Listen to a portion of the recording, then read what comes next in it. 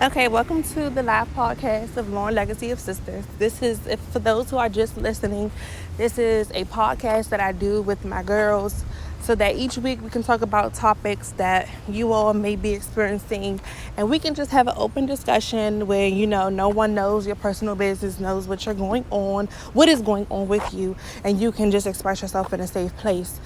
This is a no judgment zone. You are free to share whatever story you want to, ask whatever question you want to. I just ask that you will refrain from using profanity and be mindful that there are people who are listening. So let's just be mindful of other people's thoughts, other people's feelings, and let's have girl talk. So I want to talk about dealing with a family member or a partner who may be using drugs. And I know this is a very hard topic. This is could be emotional, embarrassing, but we're going to get into it. So I will start off by saying that I have someone in my family. I won't go into detail because I don't want to. Those who know me may know who I'm talking about. But I do have someone close to my family that use drugs and have been on drugs for a very long time. Most of my life, maybe even all my life. I'm not sure. The purpose of me wanting to have this open discussion with you all is so that you all can know that what others choose to do with their personal selves and their personal lives and their own habits, you should not feel ashamed. You should not be embarrassed because you did not cause them to do that. You did not show them that. You did not introduce them to that. That's just what they choose to do. Growing up, I witnessed, someone close to me using drugs, on drugs, and their habit put me into some very unsafe, irresponsible situations. For example, this particular person was supposed to pick me up from school. I was young. I was in elementary school. If I remember right, I was in the 6th grade. And I would walk from school to the station. I would catch a train to another station. And the person is to pick me up from the station and to take me home. At this particular time, on this particular day, be mindful, I am elementary schooler, probably 5th or 6th grade. And this person never shows to pick me up. So, the metro person there sees what's going on because it's hours and past, it's getting dark outside, and they're like, okay, this child has been here all day, what's going on? Let's try to figure things out. At this time, cell phones weren't really a thing at that time. Like, we had cell phones, but it was minutes, it was free after a certain time. It wasn't something that was how it is today, where we can just pull up a number, call somebody, get on social media. We didn't have that when I was growing up. So this was an era of you had to remember a number and hope they were home to answer the phone. So at this particular time on this day, another family member of mine who was aware of my schedule came looking for me. By God's blessing, they were able to find me, and they took me home, and that's at that moment I was told why I wasn't picked up and what was going on. So at that moment, that feeling, you feel like you did something wrong, and what did I do? Why wouldn't they just wait until after they get me? Why would you leave me? Anything could have happened to me. Even at that age, I could have been kidnapped. I could have been raped. I could have been, left there all night. I could have slept there. Anything could have happened. And that's something that's very traumatizing to a child.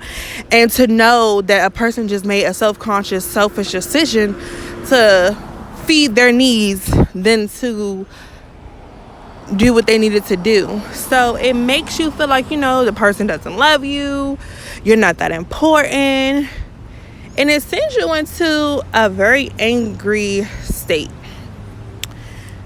Those were my emotions.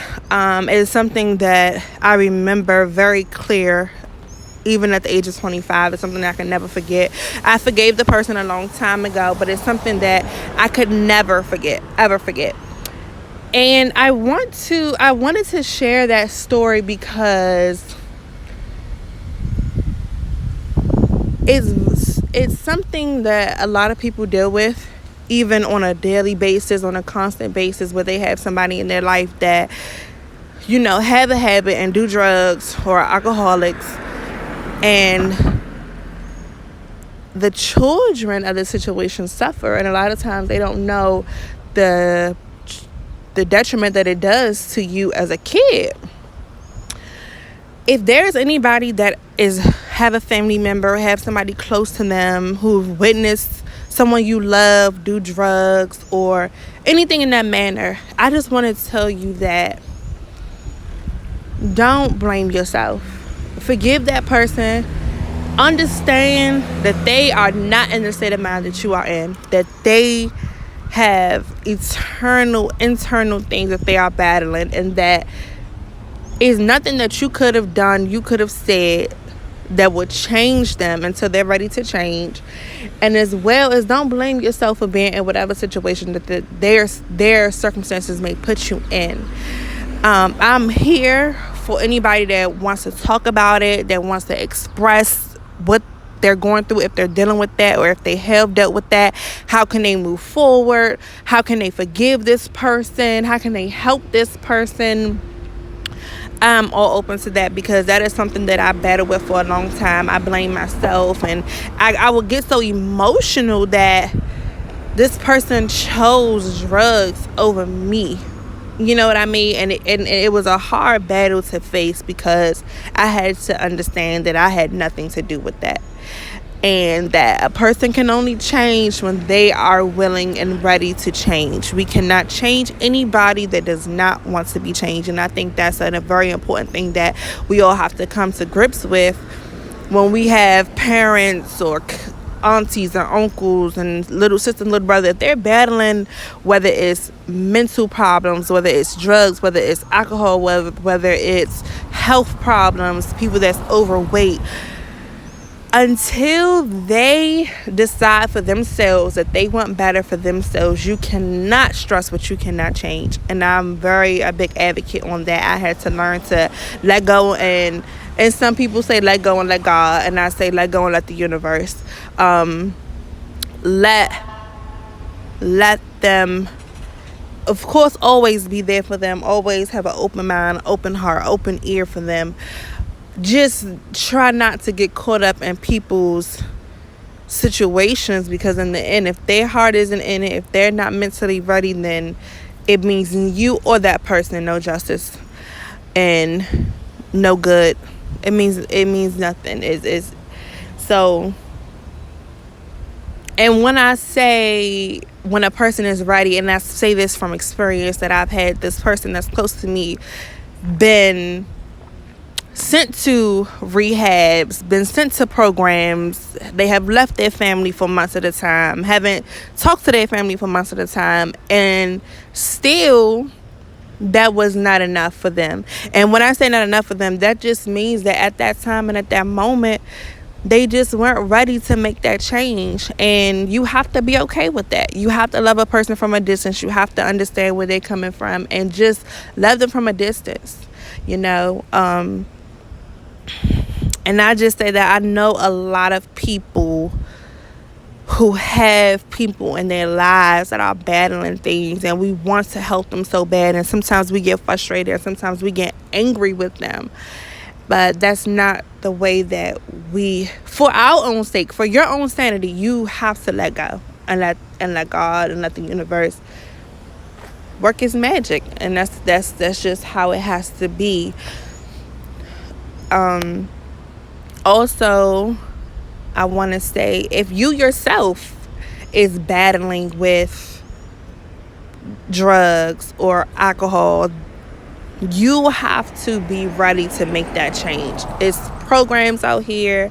There are people out here. I'm out here that's more than willing to be that strength that you need. But until you are ready to take that step and take that change, then that's pretty much, you're just going to keep going in a complete circle. A complete circle.